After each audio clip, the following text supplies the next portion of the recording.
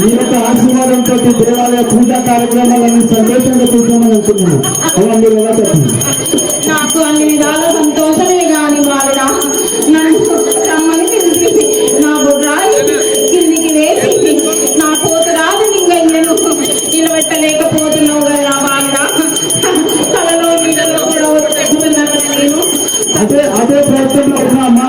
శివాలయం నిర్మాణం కొద్దిగా ఆగింది కాబట్టి అదొక శివాలయం నిర్మాణం చేసి 2 కార్యక్రమాలు ఒకటేసారి చేయాలని సంకల్పంతో ఉన్నామమ్మా. దానికి మీరు నాకు బలాన్ని మరియు స్థాయిని కూడా అందించేసి నాకు శక్తిని ప్రసాదించాల్సి కోరుతున్నాము. నేను ఆపుకుంటూ వస్తున్నానంటే ఆడపిల్ల వచ్చిన తర్వాత ఎక్కడ ఉంటుందని మీకు తెలియదా? పిలిచినప్పుడు నేను వచ్చేసి నాకు స్థలమిస్తేనే గల వాళ్ళ నన్ను కిందికి వేసేసిండ్రు. అది కార్యక్రమాన్ని మేము నిర్వహిస్తామమ్మా.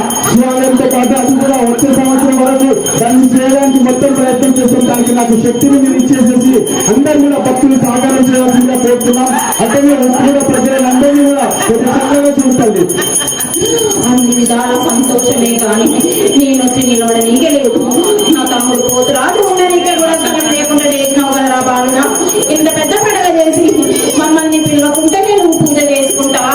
ఇంత ఆనందంగా వైభవంగా చేస్తున్నావు. కానీ వచ్చిన వాళ్ళం మేము ఎక్కడ కూర్చుంటాము, ఎక్కడ నిలబడతాము. ఇంత రంగరంగ వైభవంగా చేసినప్పుడు నువ్వు ఆలోచన చేయవలసింది. కలలో నీళ్ళలో కూడా వచ్చి నేను చెబుతూనే ఉన్నాను.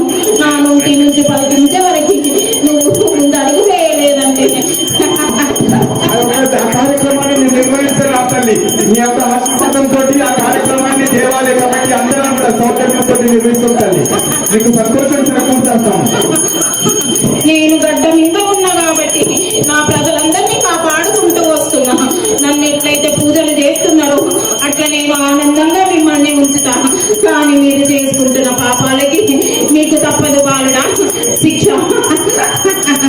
ఎవరేమి అన్నా ఎవరు ఏమి చేసినా కానీ ఆలోచన చేయకుండా ముందుకు వెళ్ళి అడిగేసేటట్టు నేను మీకు ఆజ్ఞాపిస్తున్నా.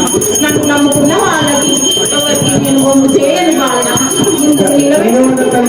ఆశీర్వాదంతో మీరు చెప్పిన ఆ 2 కార్యాలను నిర్వహించడానికి మొత్తం శక్తియుక్తిని ఓడిపడికి ఆ కార్యక్రమం నిర్వహించడం తల్లి. మీ యొక్క ఆశీర్వాదం నాకు ముందేసి దేవాలయ కమిటీ సభ్యులకు అందరికీ కూడా ఉంటే ఆ యొక్క కార్యక్రమాన్ని మేము నిర్వహించడం తల్లి. నీకు శాంతి వచ్చేసి నీకు ఆనందమైన పండుగని ఇంకా వైభవంగా నిర్వహించడం తల్లి. నాకు రాయి పూజ కావాలి బాగా చేసి నాకు పప్పు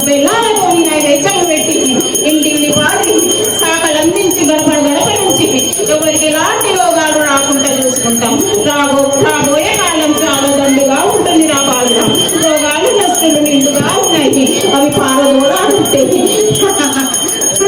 నా గంగమ్మ వచ్చి కొట్టుకుపోతుంది నా బాలుడా.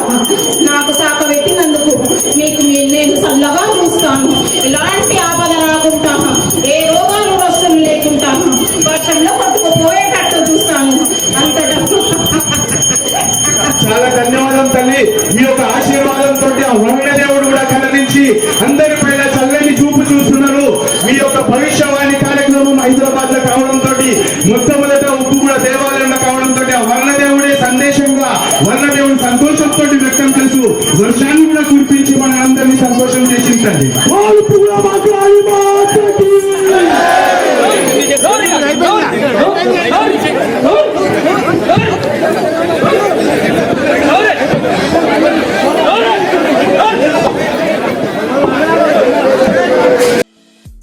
ఈ వీడియో మీకు నచ్చితే లైక్ చేయండి, షేర్ చేయండి, మా ఛానల్ని సబ్స్క్రైబ్ చేయండి.